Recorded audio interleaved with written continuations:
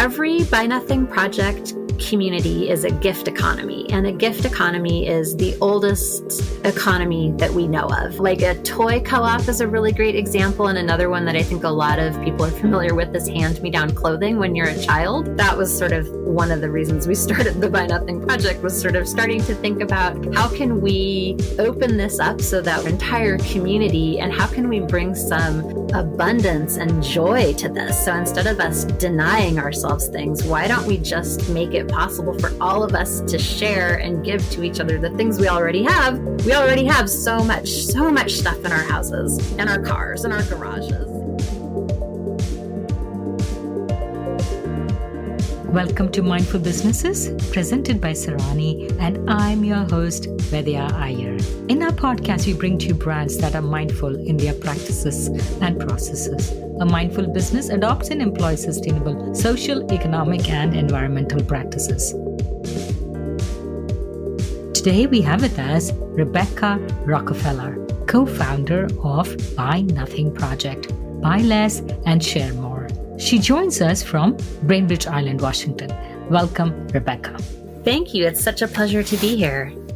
Yes, I'm glad we finally connected with your really, really busy schedule. Yes, I know. I'm sorry that took a little bit of doing, so I'm so glad this is working out.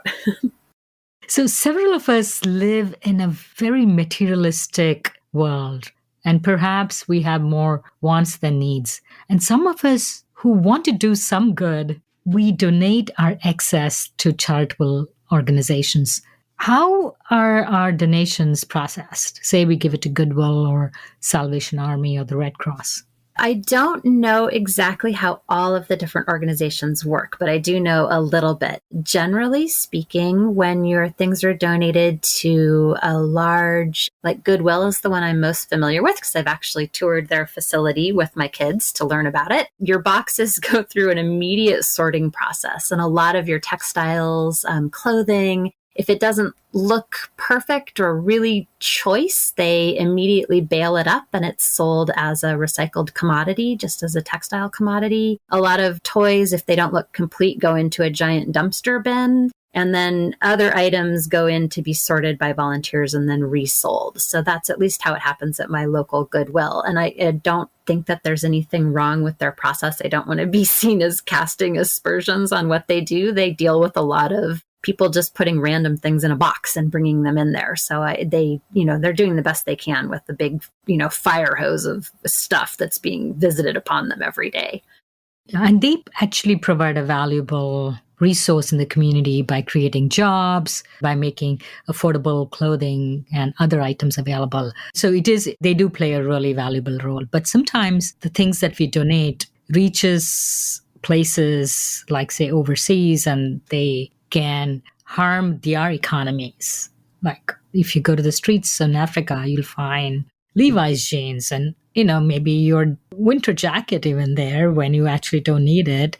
And it kills the local economy. Yeah, that is a huge issue. And it's really, you brought up such a perfect example of that. So textile waste is a huge impact on our planet. It's one of the largest sort of waste producers. Sort of fast fashion in general produces I don't have the statistics in front of me, but it's a huge amount of waste. And a lot of the fast fashion items that people think that they're doing the sort of virtuous thing by dropping them in a donation box in their neighborhood, a lot of those do end up being resold, not given away, and resold in communities where they're eroding local textile production and manufacturing, local businesses, local people trying to run local businesses to support their local economies. And yeah, that's definitely an unintended impact. Nobody thinks when they put their nice old clothes in a donation box, people think they're doing the right thing. People want to do the right thing. And I think sometimes these systems work against us. And that's definitely a good example of one that doesn't do what we think it does.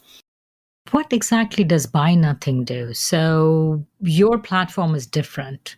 Every Buy Nothing project community is a gift economy, and a gift economy is the oldest economy that we know of. It's basically the way that families manage their materials. So it's an economy based on human relationships and compassion, really care, and a desire for everyone to succeed. So when you have a family meal, you make sure that everybody gets to eat. You don't have one person eat 90% of the meal and the other people get to share 10% of it. Everybody eats the amount that they need for their body. So basically that thinking is the thinking behind a gift economy. So a buy nothing gift economy puts everybody in a neighborhood or in a community together so that they can ask for anything they want or need. They can give away anything they don't want to have anymore, and they can share things. So they can loan things to each other. They can borrow, and all of it comes without strings attached. It's literally a gift. So everybody can choose who they want to give their gift to. People can ask for things. There's no guarantee that they will receive what they ask for, but what's happening is that people are starting to see each other as equal participants and equal in value to the community, and as people who have a shared existence, like who need each other, basically, the same way that we do within a family. So it's sort of applying that family gift economy logic to a community and allowing people to share. So it keekeeps goods circulating right where they already are among people who want them and need them, and everybody participates both as a giver and as a receiver, so that it doesn't have that traditional, American charity model where there are some people who have and other people who have not, and goods only flow in one direction.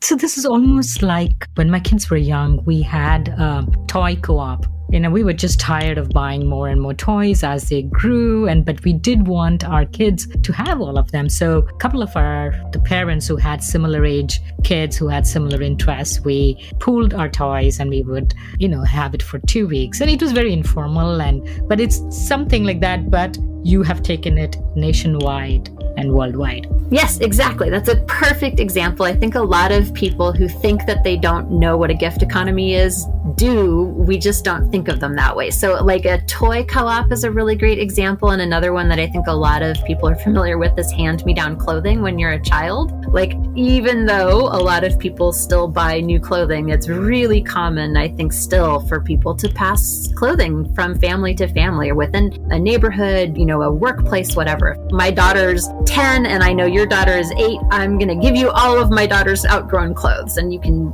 do what you want with them. And when you're done, you can pass them on or whatever. It's like, I'm literally just gifting you this thing and you're happy to take it and our kids are happy to wear them. And it's very informal. So yeah, what we did was gave it some structure and took it worldwide.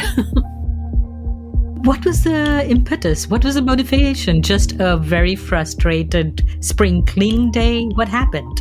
So I co-founded the Buy Nothing Project with my best friend, Liesl Clark, and we had met in our local free cycle group because we were constantly having our membership suspended because we were pushing the boundaries too much. So she would offer things that our free cycle moderator didn't think were appropriate gifts, and I would be the only person who wanted them, and I would do the same. And then we were also just telling stories about the things that we were offering, and that did not fly.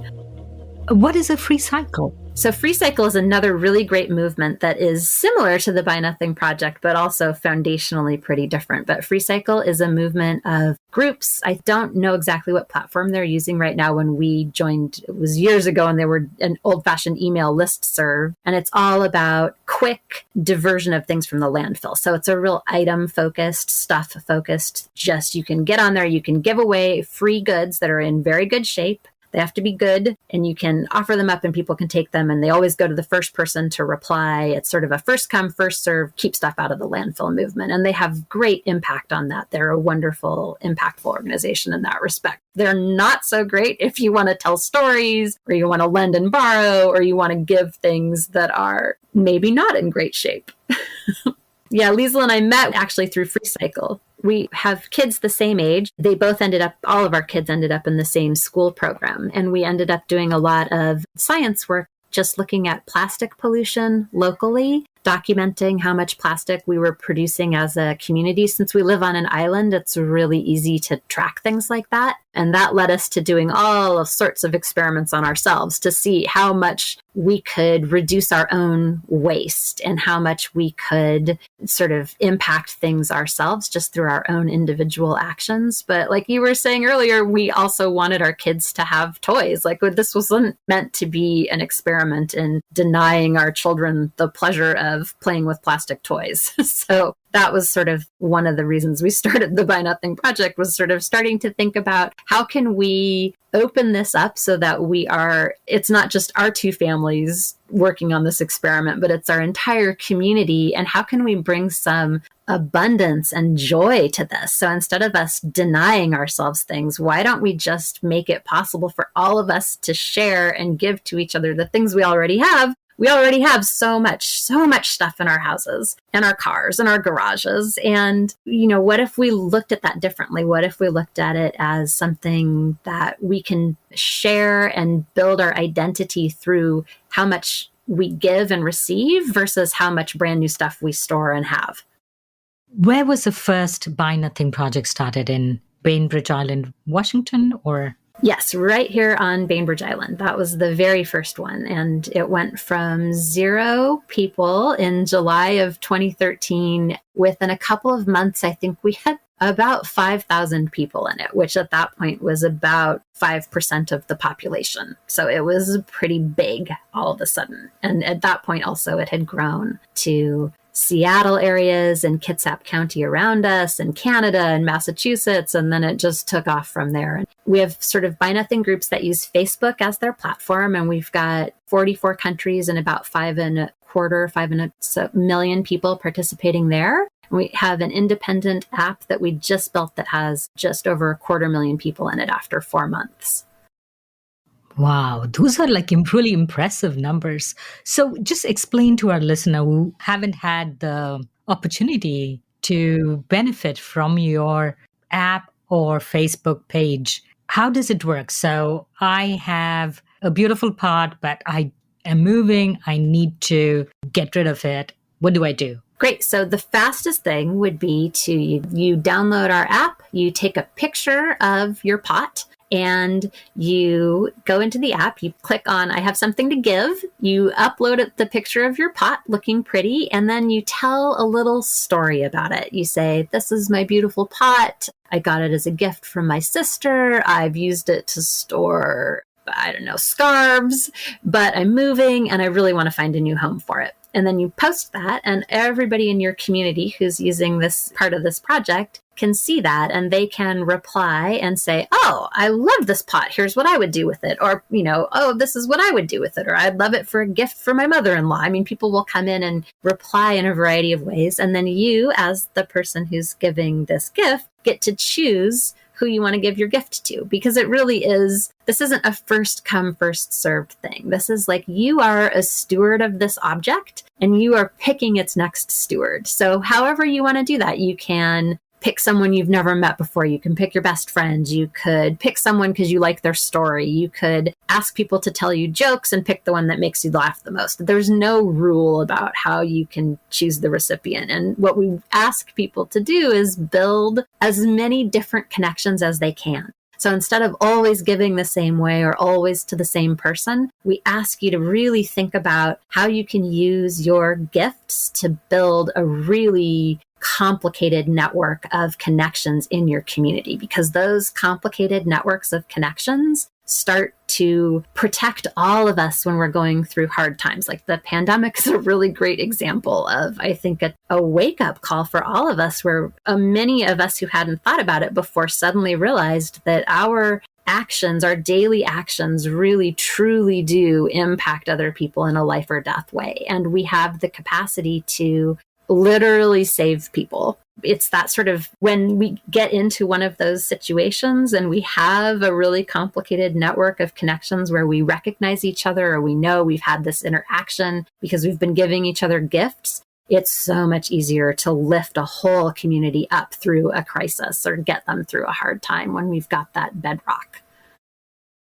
So why are the stories so important to you? I think the stories are so important because I think that the lack of a shared narrative. The lack of a community identity is one of the reasons that so many of us are compelled to buy so many new things. And it's why these new things don't make us as happy as we think they will. We get this little, happy hormone rush when we click buy on something online. And we're like, oh, I've just acquired a new thing. I'm so excited. It's a superhuman impulse. We all get that little rush of like, oh, new thing. I'm so thrilled. But that's it. It's not very lasting. And it's an empty pursuit. We fill our homes up. And I actually heard a professor speaking the other week who said that there's a true connection between acquisition of new stuff and loneliness. That the people who buy the most new stuff are actually the loneliest people in our communities. And so we've upended that in the Buy Nothing Project by saying you can still get all of the things you want and need. They're not brand new from a store, but what you're really getting is that story that comes with it. Like, I know that this was Vidya's pot and now I have it and I'm going to use it for a couple of years and then I'm going to give it to, this person and they're going to have it. And now we're part of this narrative around this object, but really it's the connection that we have. And it's what you used it for, what I use it for. It's that, sense of actual community, actual sharing of goods. It fills something that I think is really lacking. It does make us literally less lonely. It makes us happier. And the converse of the theory that you heard this professor talk about acquisition and loneliness, the converse of that is altruism and mental health and how it can make you happy by giving. That is, now I know many of the therapists actually offer that as a solution. Go and do a good deed today. It seems like something that you shouldn't be telling people to do, but we have to tell people that for their own happiness anyway. No, you're right. Say like, do a good thing and you'll feel better. But yeah, we've gotten to that point in society.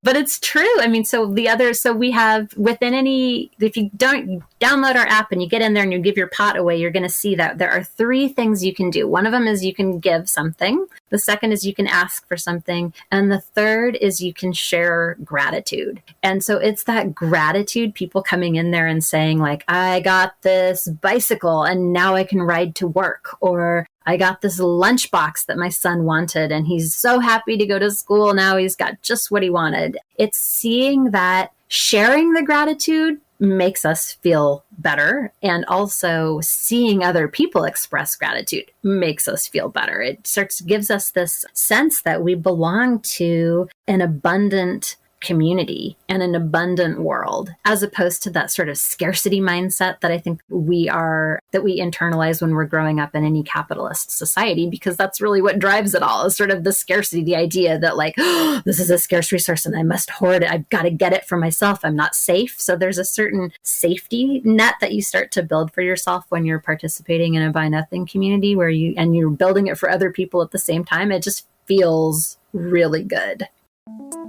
So your growth has been phenomenal, even with your app adoption now. Has it all been organic? How did it all start? How did you get your first 5,000 in 2 months? So it's all just organic growth, really word of mouth. So this has all been non-monetized. It's free to participate in, and we don't pay for advertising. We just get the word out. And I honestly think that it speaks to the power of gift economies, the fact that the word spreads so quickly, because it's not just about keeping stuff out of the landfill, although that is the impact that we have collectively. It's really more about building up a community, building these connections that are based on generosity and compassion and joy. And that's a hard thing to keep quiet about if you've participated in it. So I think that's what happened, is people joined that first group and then they started literally emailing and calling their friends and saying, you've got to check this out. You've got to start one for your neighborhood. It's so much fun. I've met all these people. So it's literally, that's, I think, the reason that we've grown, is just because people talk about it because they have a good time with it. So how does one start one in their neighborhood? There isn't one in West Lafayette, Indiana. And how does one start one? So if you are willing to be the person to start this for your neighborhood, we have a free Buy Nothing Academy on our website, which is the self-paced modules that contain all of our best advice and best practices. So you can go to the website, you can walk yourself through the Buy Nothing Academy. It sort of breaks down how a Buy Nothing community works and how you can help nourish it and bring it to life. And then it gives you little, like, here's a little thing to try, and here, do this first, and then you do this next. And you basically just follow along through the Buy Nothing Academy and start getting the word out to your neighborhood, however you want to do that. So if you want to, you can literally tell everybody you know on social media. You can tell people in person. You can put flyers up in your neighborhood. Sometimes people get articles written in their newspapers to help get the word out, or sometimes people start off with an event. So they will do I think my favorite term is junk in the trunk. So they just put a bunch of stuff in the back of their car, come to a parking lot and say, this is where I'm going to be. Come and pick a gift out of the trunk of my car. It's in a big public location, so everybody feels safe. It's outdoors, so people feel safe in a pandemic sense. And it's a fun thing to do, to be the person who's literally giving gifts away from the trunk of your car. So some people do an event like that in person to help get the word out, but you really need the really sweet spot tends to develop in a community when you have about 300 people who are part of it. So it can be a little bit of a trek to get to the 300 person, it'll start to pick up around 100 people. When you get to 300, it's this really sweet spot where things work really well. It's a manageable goal, one person at a time. It spreads faster than you might think. So how much time and commitment do these volunteer admins have to commit to? So to sort of guide a community, you can make it a full-time job if you want it to be, or you could do it at an hour a day or 10 minutes a day. It really varies. And especially if you're participating in our app, you really can truly do 10 or 15 minutes a day, or maybe a half hour at the most, I would say, because we have built the structure there for you so you don't have to do the gatekeeping kind of things that Facebook admins do, where people are screening each other and deciding who stays and who goes, and dealing with people who are unhappy. Because, as you might imagine, when you have a lot of different gifts being given, there are certain things that, everybody will be offended at some point by some gift that's being offered or some gift that's being requested. And so we have a lot of feelings about our stuff, and people need to process those feelings. So we've tried really hard to build a structure in the app so that we're doing the heavy lifting on that and freeing people who want to do the community building up to just really focusing on being helpful to each other, really leading by doing. So the best thing you can do is give things away, ask for things, and share your gratitude, because literally seeing you do that is going to inspire other people to do the same. So you don't monetize. Are you a nonprofit? We are about 9 years old now, almost 10. And for the first 8.5 years or so, we were nothing. Actually, we were just a social movement. It was Liesl and myself. We paid for the website. We paid all of the costs out of our own pocket that are associated with the website that we host and that sort of thing. And then about a year ago, when we really got serious about wanting to build the app, we realized we were going to need funding because it costs money to create an app from scratch. So we became a benefit corporation. So that's what we are now. So we really wanted to be able to blend the mission of a nonprofit with the agility of a corporation. So I have a background. I was the executive director for a nonprofit locally. So I'm familiar with how nonprofits work, but also I find the flexibility of nonprofits is not great enough to match the flexibility that we need for the movement that we have, because we are constantly refiguring and sort of coming to new understandings about what we're doing and how it works, and coming up with better ways to do it. So that's why we picked the Benefit Corporation. So where did you get the funding from? So our funding to build the app came from friends and family investors who believed that we will be able eventually to make this sustainable in a financial sense, and helped us, paid for us to pay the developers. So to this point, all of the funding that we've received from our friends and family sort of investing round is gone entirely to pay the developers who made the app for us. Why was it important not to monetize? Because it's really easy. You could run banner ads and just different things. Money always helps the problems. It does. And I think we've learned a lot of lessons. And one of the things that we've learned is that if you are women building a social movement on your free labor, people will become entitled. They believe that they are entitled to your perpetual free labor.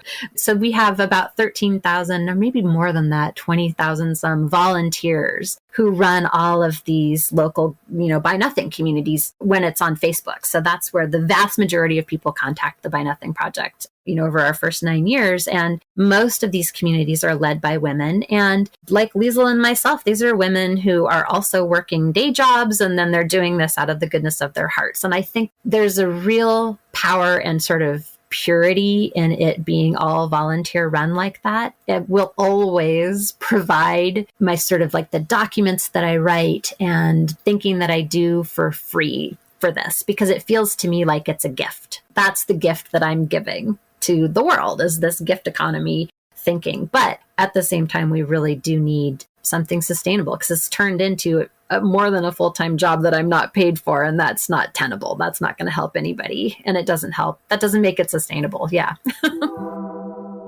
Actually, mindful businesses' values seem to align with Buy Nothing. So we incorporated as a 501c3 nonprofit exactly for the same reasons. We wanted to be pure to the mission of showcasing authentic, credible, unbiased, not influencer resources for entrepreneurs and consumers to live a sustainable life. And people offer gifts to us, promotional items, and right from the beginning, it was our advisors and me, we decided we will not take money. And it's really hard for people to actually imagine that you are doing this for nothing. So why are you doing this? Like, people ask me all the time. Yeah, I bet you people are suspicious. Exactly. Suspicion is the correct word. Like, nobody believes that you could do something out of the goodness of your heart. But moving forward, we should talk a little bit about how hard it was to schedule you to come on this show. And only 2 weeks ago, I realized that you had a full-time job and you were doing this major endeavor part-time. And I was like, oh my God, total respect for you. Yes, I work for a nonprofit actually that does programming for teens and adults who have intellectual disabilities. So that's where I spend my days. And then I spend the other parts of my days and my nights and my weekends working on Buy Nothing stuff. Yeah, it's so funny, like your experience. And we definitely had people who were like, you could just monetize this if you charged everybody, $10, and they'd have to pay it in order to get in to do this. And I think we have some ideas about how we can monetize things in a mindful way so that we are still maintaining this free access. It's so foundational. It's so important that it be truly accessible, truly inclusive, and really as barrier-free as we can make it for people to join a Buy Nothing gift economy. That's the goal. That's the most important thing, really. In the startup world, Buy Nothing would be called a platform where there's a person who has something to give and there's a person who's willing to take it. Think about Airbnb. You have a home with an extra room and there's somebody who wants that extra room. And these platforms offer trust and safety. How does Buy Nothing offer trust to its users and specifically the admins, right? Because they are sort of the face of that group of 300 plus families or people. One of the things that everybody has to agree to in order to join a Buy Nothing community is to participate at their own risk. And it's really important that everybody remember that, because if you are going to be giving a gift to somebody or receiving a gift from somebody and you're going to be meeting up in person, you need to do your own thinking about what is going to be safe for you and the other person so that everybody is coming to that interaction safely. Because we live in the world we live in, right? And admins of Buy Nothing groups that are using Facebook have, like you're saying, they are the person who is identified as that. And so they also, along with that, they have the power to remove people from those communities if they don't feel that they're safe. But it is not a role that is for everybody because it is fairly public. And I think that we can't promise anybody trust. Trust is what you build for yourselves. So what we do give people is this set of guidelines and rules and a community agreement that was written by an equity team to really offer people the support they need to do that, to build the trust in their local community, in their neighborhood. Because it helps, I think, to remember that when you're participating in one of these, you're connecting with the people who are around you, who are close to you. So they're your neighbors, your coworkers, they literally your community members. And a lot of us don't always see them because of how we work or we commute or whatever it is, but they're literally the people around you. So it's very different than social media where people are able to be anonymous for a long time. You can't really be anonymous in a Buy Nothing community because you're literally meeting up with people know you, you know them, you have mutual acquaintances. You will eventually see each other in person at some point, probably even if it's through a window of a car or a house. So it's that the trust is really something that people need to build for themselves based on their interactions. Once the recipient of the gift has been decided, they can communicate via DM or text messages, and often it's just left on the porch at the designated time. And that's another way people ensure that they are not seen alone or having interactions with a stranger. That's definitely. And that works really well for suburban areas where people have porches. And then for bigger cities, people in really urban areas, sometimes they'll have a table in the lobby of their building where people leave gifts with names on them, or they will meet up at a coffee shop, or they'll meet up at a, particular spot in the community that feels safe and public to everybody. So there are definitely different patterns of meeting up. So people really rural tend to meet up like once a week in the parking lot outside the grocery store that everybody drives to, or the feed store. And then people suburban do a lot of porch pickups. Urban is a lot of like, I left it with my doorman, or let's meet at the coffee shop on the corner of 5th and Main, that kind of things. Yeah, a lot of that sort of safe distance stuff. So do you monitor if these items are resold? Like say there's one user, one member of your community who's constantly picking up the gifts, he or she is the fastest to react, has the best story, is the recipient of these items, and they go on eBay or on Craigslist and sell these things. Have you encountered this?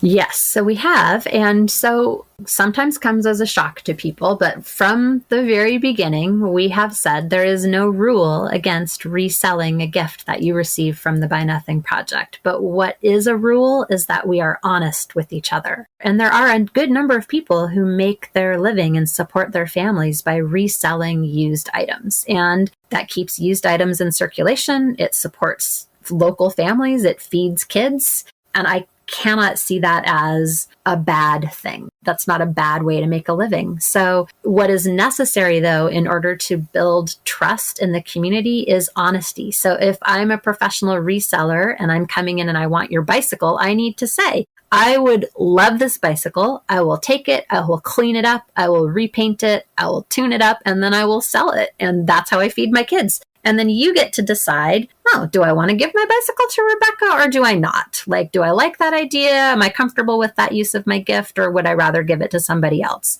So it's that honesty is what we ask people to give each other. And we ask people to respect the trust that's being built and to contribute to that. So if you are doing anything that destroys the trust in your community, if you are lying to people, if you're misrepresenting what your plan clearly is to take my bicycle and to resell it 5 minutes later, and you don't make that apparent, then yes, you can be removed from that community because you're in there not building trust. You are actively destroying trust, but perfectly fine to resell things. We've got people who take furniture and, they're clear about it. I want this old dresser. I'm going to repaint it and strip it. And this is what I do. I resell, I flip furniture, or people who are artists and craftspeople who like want all of the old wooden Scrabble tiles because they paint them and turn them into necklace pendants or earrings. So there's so many ways that our items can be used and given new life and contribute to the local market economy. And all of those are good. They're benefits to all of us. So we want there to be an open use. All of these uses can have a place within a Buy Nothing community. It's just they need to rest on truth and mutual respect and honesty.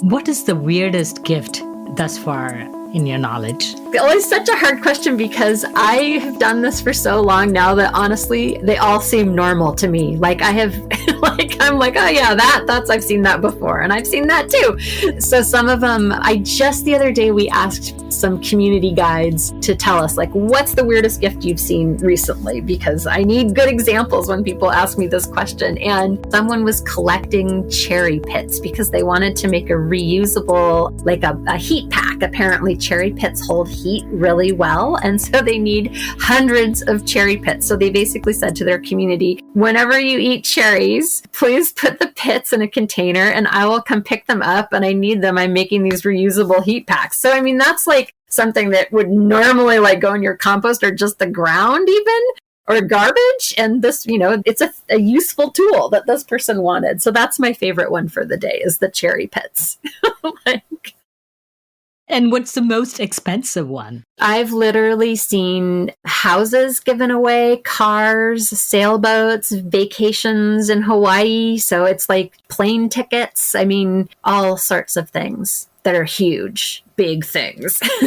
Oh, and weddings. That's one of my favorite. What do you mean give away weddings? So they give like a whole wedding package to a couple? Yeah, no, sometimes it's not a whole package, but the first time this happened, it was astounding to all of us. There was a woman who came to her community in Seattle and said, my boyfriend and I are getting married and we don't have any family. We don't have any money. I'm just wondering if anybody might have, I can't remember what her initial ask. I think it might have been like a dress. She was like, I just wonder if anyone has a dress that I could wear to my wedding, just a pretty dress. And the whole community was like, what do you mean you have no family and you have you need more than a dress. So somebody offered her a dress. Another person gave her a ring. There was somebody who was an ordained minister who offered to officiate. There was a DJ who brought music. There were people who brought potluck food. Other people brought flowers from their garden. Somebody loaned the location, I think, in their yard for the wedding. So it was a couple who were in love and felt like they had nothing. And all of a sudden, not only did they have the things, they had like a whole community of guests to come to their wedding to start their marriage off that way. And I've seen that happen now so many times where people come together and just are so excited for somebody else to have this amazing, wonderful, happy thing happening. Everybody wants a part of it. Everybody wants to be part of amplifying their joy and, setting them off on a good foot. So that happens for weddings and babies and funerals, even where people bring flowers and food and just, help people feel held and, seen and part of the mix. These are such wonderful stories, heartwarming.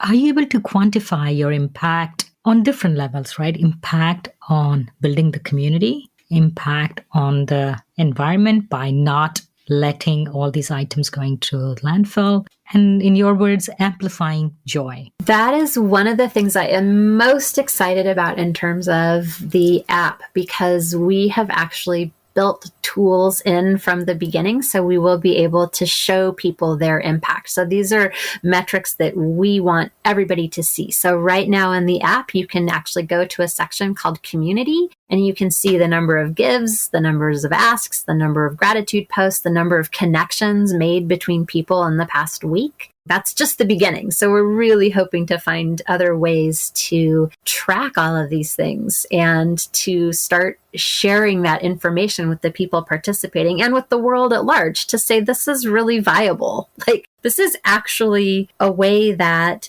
we can keep things in use, build more resilient communities, address our environmental impact, and it doesn't happen at the cost of our other local economies. It helps all of us. It just is making a more resilient, more sustainable world. I'm so excited to be finally able to track some of those things in an easy way so that we can actually then share that information with people and hope that it's inspirational. On that inspiring note, Rebecca, it was truly a pleasure to talk to you and commiserate about the different issues that you're going through. Thank you so much. It's been such a pleasure to be here and to talk to you about all this. And thank you for your insightful questions.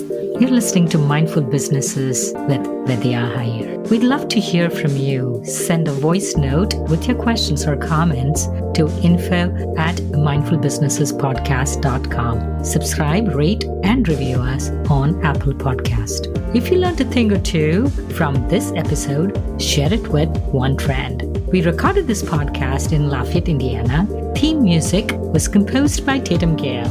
Our marketing assistant is Caitlin Milligan, and our advisors are Jim Stone and Anupama Pastrija. This is Vidya Iyer with Mindful Businesses.